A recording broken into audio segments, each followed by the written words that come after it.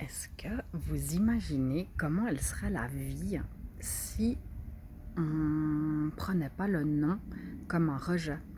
Est-ce que vous imaginez comment, en tant que femme et en tant que mère, on se sentirait si on n'avait pas l'impression d'envoyer le message à nos enfants qu'on les aime pas quand on leur dit non? Est-ce que vous imaginez comment ça serait si on se donnait le droit de pas toujours faire plaisir aux autres, mais de se prendre aussi en compte sans avoir l'impression d'être égoïste ou de se sentir coupable, de dire à quelqu'un non et de ne pas se sentir responsable de la frustration que ça pourrait déclencher chez la personne. Parce que c'est normal de se sentir frustré quand on nous dit non, hein. Si on a envie de quelque chose et puis qu'on nous dit non, bah, c'est tout à fait normal qu'on ressente de la frustration. Mais c'est à l'adulte de prendre la responsabilité de gérer sa frustration et d'en faire quelque chose. Nos enfants, ils ont besoin d'apprendre à traverser la frustration. Et non, notre rôle de mère ou de père n'est pas de systématiquement faire plaisir à nos enfants pour leur montrer qu'on les aime.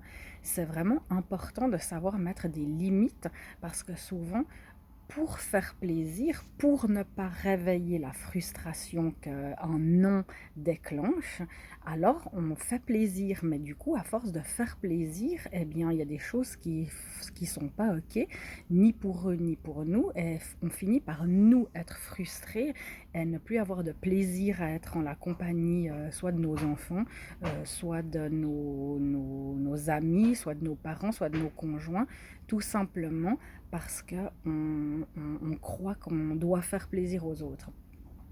C'est pas parce qu'on dit non qu'on rejette l'autre, parce que quand on dit non à l'autre, on se dit oui à soi.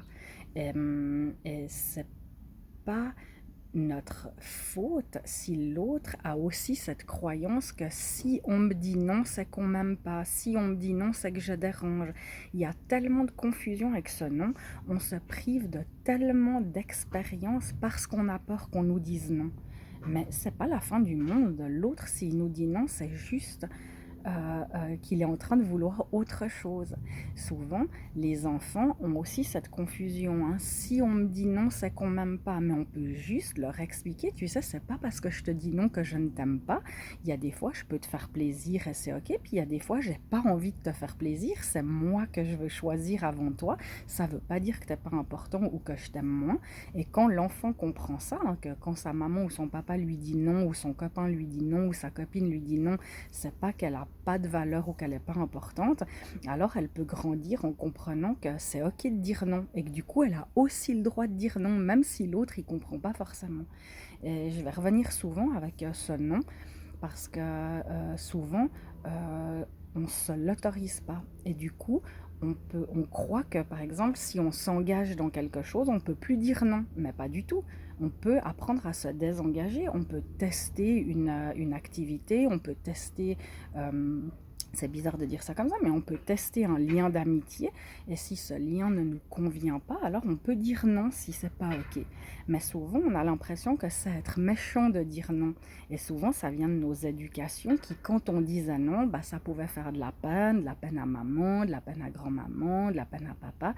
Non, quand on dit non, si ça réveille une émotion chez l'autre, ben, c'est la responsabilité de l'autre d'apprendre à traverser ça, quoi. Donc voilà, on a aussi le droit de se faire plaisir à nous-mêmes. Ça ne veut pas dire qu'on va arrêter d'avoir envie de faire plaisir aussi aux autres, mais ça sera plus conscient, davantage conscient. Et on n'a pas besoin d'être tout le temps dans le sacrifice.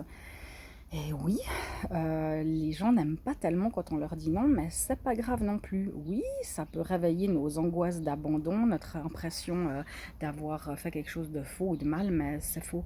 D'accord.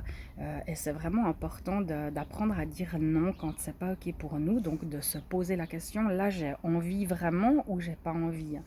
Parce que quand on dit des vrais non, alors on peut dire des vrais oui.